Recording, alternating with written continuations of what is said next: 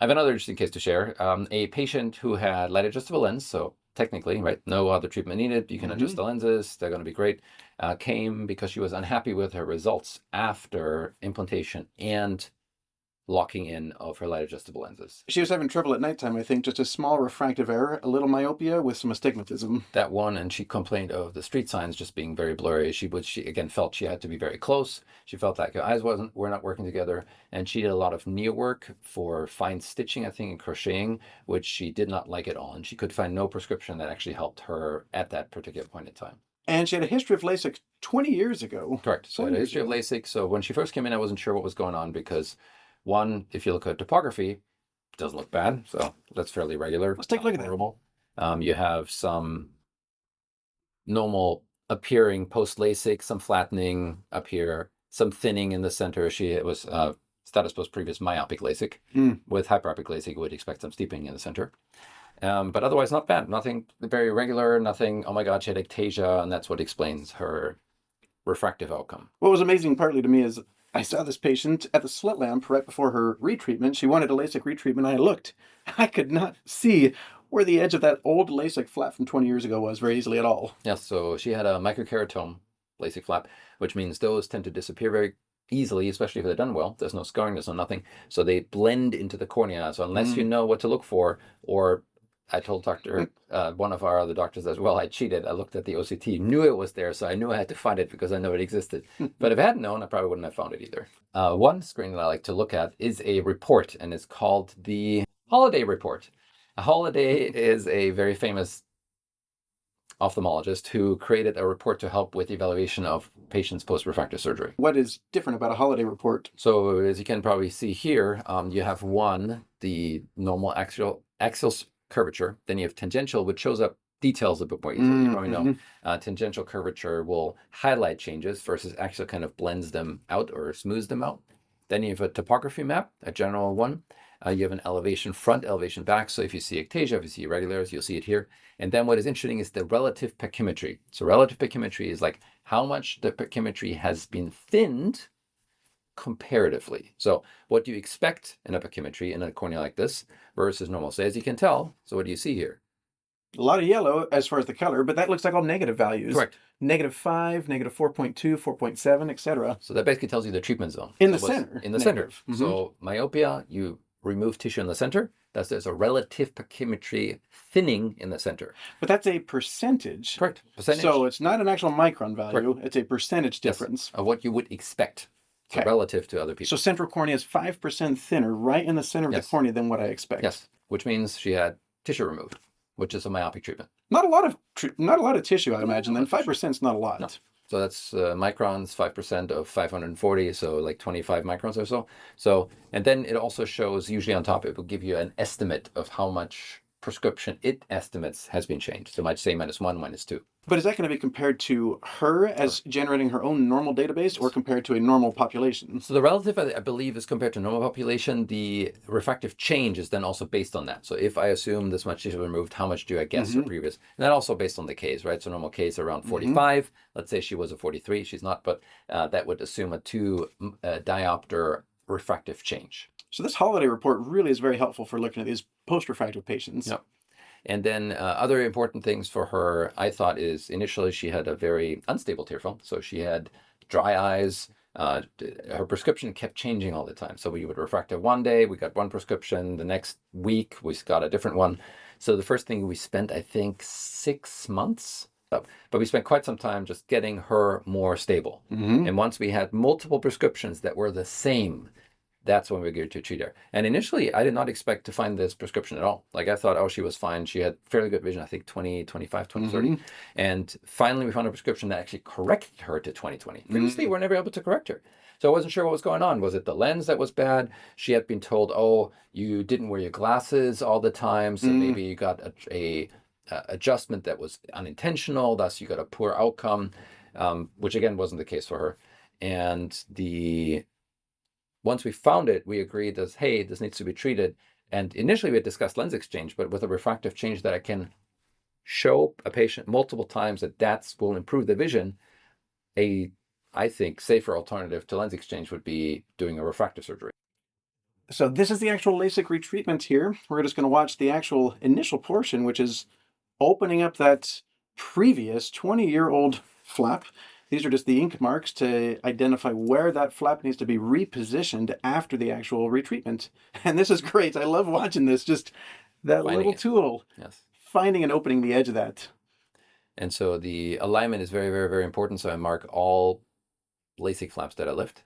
There's a little tool that breaks the adhesion only at the edge. So it tries to focus on the stroma, not the epithelium. The epithelium kind of follows.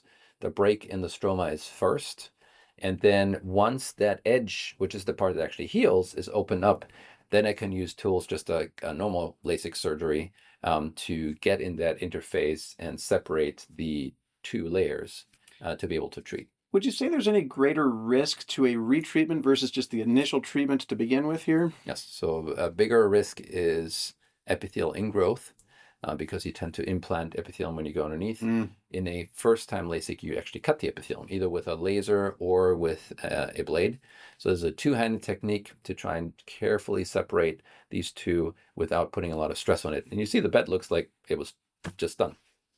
And this is drying out and clearing off all the meibum. Our meibomian glands produce an oily secretion. We call it meibum sometimes, just this oil, and that can interfere with the laser. So that's all being cleaned off very carefully.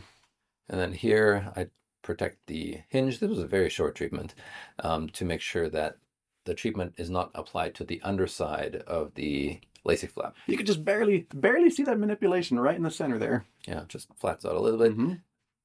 Capillary force, a little drop to create a clear interface, rinse it out to make sure it's nice and clear, and then make sure that I remove all that buildup and smooth out, iron out the flap as much as possible. And getting those markers right where they were to begin with. So I was a little unhappy with the positioning. Now you can see this aligned exactly the same way as if I hadn't manipulated them at all. So that's why I like placing them. Now I've heard before in our teaching that sometimes a LASIK retreatment should be done more soon after surgery. We're waiting 20 years. Is there any difference waiting 1 year, 5 years, 10 years, 20 years after the actual initial LASIK? It becomes harder. Here's, by the way, the immediate postoperative image. So nice and clear interface, which is what I look for. And again, nice alignment. Retreatments after LASIK. What I've been taught when I was trained initially was that a LASIK flap that has been not lifted in a year, you don't touch. Within a year, it's fine. Then later on, oh, you'll have so much trouble. I did more training fairly recently within the last 5 years with Dr. Reinstein. If you ever want to look at some great teaching, very strong opinions as well, but excellent teaching, and everything he does, he has data to back it up. So his thoughts are that you can lift any LASIK flap as long as the edges are perfect. And one of the definitions of perfect edges is what you have. I can't even see where the edges are. Right. Fantastic.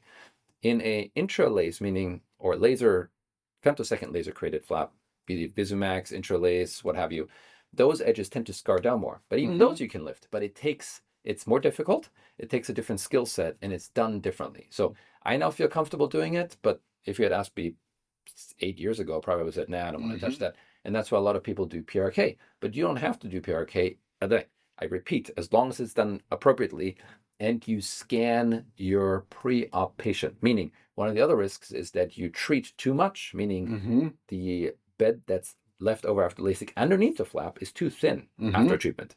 There's different ways of checking. You can do OCT, you can do ultrasound, which is what we have. And that makes it sure that you're safe treating again. Because sometimes you'll have a thick flap, and then it would be better to just treat on the surface because the bed won't be enough if you treat underneath the LASIK flap. You can also create a new flap. You can create a new side cut. There's lots of different treatments for retreatment. I don't like the term enhancing because it implies you do less retreating LASIK. But in this case, you saw that she's doing great. It worked well. And it was almost as if I had just created the LASIK flap.